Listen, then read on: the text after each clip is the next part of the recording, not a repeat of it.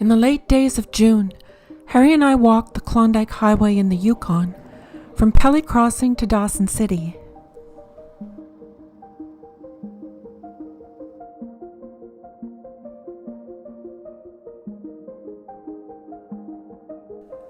We really enjoy the physical challenge of long-distance walking, testing our endurance, the simple lifestyle, and having an immersive travel experience in the wilderness. Our journey started in Pelly Crossing, continuing from a previous episode. Within minutes, we encountered a bear. Determining if it was a grizzly or a brown-colored black bear was challenging. A grizzly I saw weeks ago had a pronounced shoulder hump, while this one's hump seemed smaller, like a black bear's physique. Throughout our journey between Dawson Creek in British Columbia to Dawson City in the Yukon, we crossed paths with about 100 bears, photographing about half of them. This bear was the last we photographed, though a couple more were spotted before we reached Dawson, but they moved away before we could take photos safely.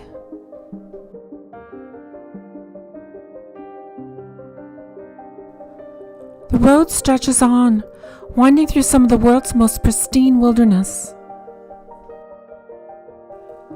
Services are rare along the way, but when you do stumble upon them, they positively brim with character. Roadhouse cafes and restaurants offer a warm and cozy atmosphere, with former trapper cabins, antiques, and curious displays offering a glimpse into the history of this untamed land. These are places where friendly staff and fellow travelers share stories of their adventures. This roadhouse has a restaurant, cabins, and a campground. Further down the road, we come across a burnt forest, still bearing the scars of a former fire, reminding us that the wilderness is resilient, ever-changing, yet enduring. Amid this isolation, we stumble upon an overturned vehicle, abandoned and forlorn. In these remote lands, the call for help may be met with silence, towing a steep cost, or perhaps the absence of any tow truck service at all. Beyond the breathtaking landscapes and unique sights, we face the reality of connectivity. In this wild expanse, cell and internet services are rare, but there are enough gas stations to provide continuous support for vehicles along the entire road. And surprisingly, we found electric vehicle charging stations that let you travel from British Columbia to Dawson City. However, it's important to note that prices run higher in these areas. The cost of hauling supplies to sparsely populated locations takes its toll.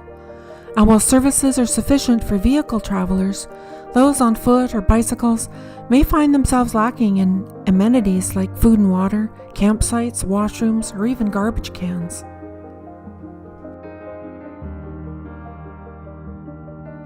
Please press like and subscribe if you enjoy videos about hiking, cycling, and enjoying the great outdoors, because that's all we do, and it really helps nudge the YouTube algorithm to promote our channel.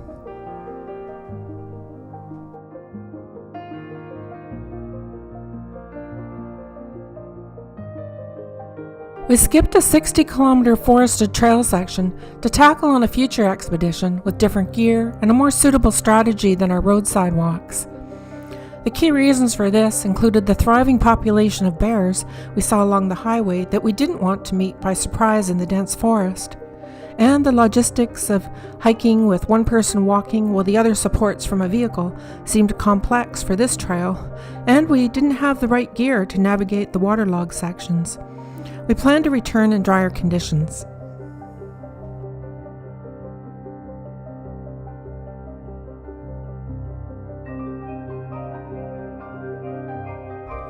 We resumed our walk at the junction of the forested trail and the Klondike Highway. Now we're on the Dawson City trails with approximately 5 kilometers to the welcome sign.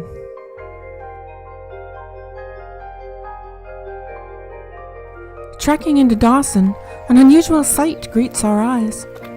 Enormous piles of gravel and rocks flank the North Klondike Highway.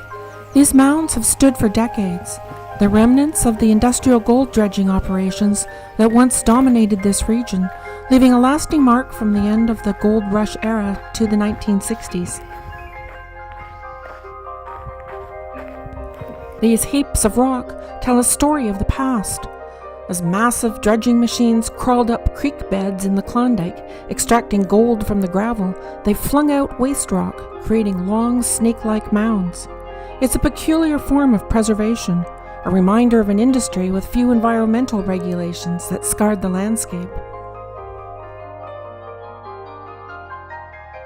Today, these mounds are part of gold mining history.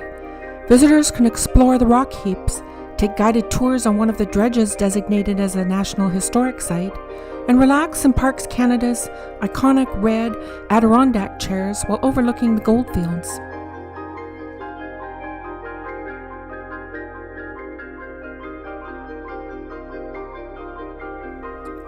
We enjoy walking on the off-road gravel path, but it occasionally lies beneath the water's surface.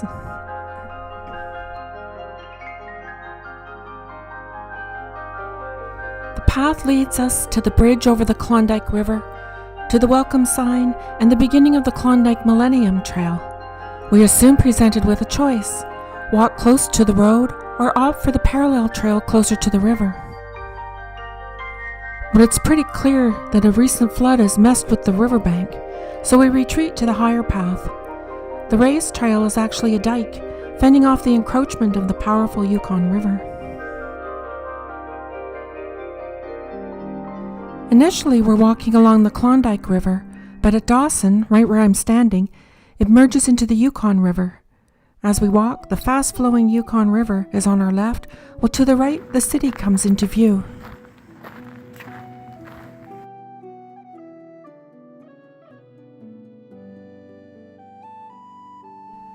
The city greets us with its National Historic Sites, colorful Gold Rush era buildings, unpaved roads, and wooden sidewalks. Informative signs along the way shed light on the rich history of the First Nation Adirondack Huetchen people who have called this land home. When it comes to describing Dawson, it's hard to pick just one word. It's a mix of quirky, bohemian, adventure-filled, historic, vibrant, cozy, friendly, and rustic.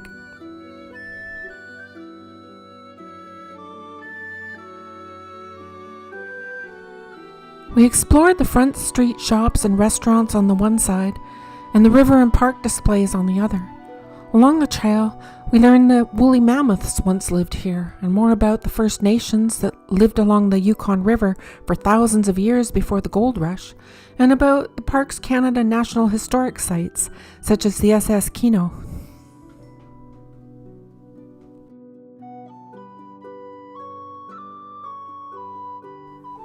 Near the north end of the Millennial Trail, we hopped on a complimentary ferry that crosses the Yukon River.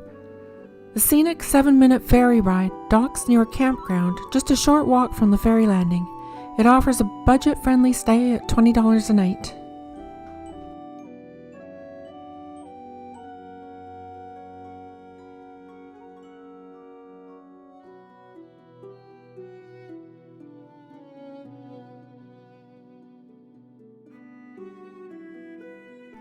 Back in Dawson, we resumed and completed our journey along the Millennial Trail.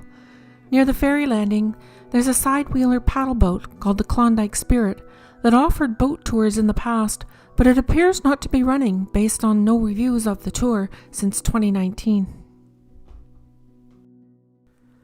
The map shows the ferry terminal, the Millennial Trail that we're on, and where it connects with the 9th Avenue Trail, creating a scenic 5-kilometer loop that skirts along the edges of Dawson's core area and completes the Dawson City segment of the Trans-Canada Trail.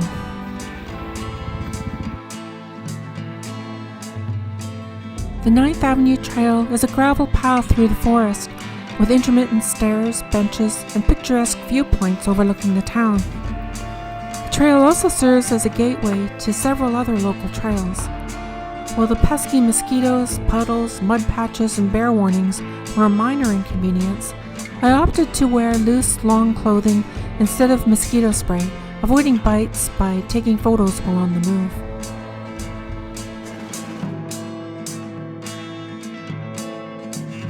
The 9th Avenue Trail led us back to the iconic Dawson City welcome sign, marking the completion of the Trans-Canada Trail sections we had set out to walk for this journey. So this is it for our Canadian trail hike in the wilds of the north for this year. Our next adventure awaits us on the opposite side of the country in Newfoundland, where we'll be cycling a segment of the Canadian Trail. If you've been following our channel, you'll know that at the end of a lengthy trail, we like to celebrate with something special. During our time in Dawson, we did three things off trail after our hike. We explored every street, then ventured to the top of the Midnight Dome, which offers an incredible view of Dawson City, and took a road to Chicken, Alaska via the top of the World Highway. We had a delightful lunch in town, and to my surprise, Alaska became my 50th state visited.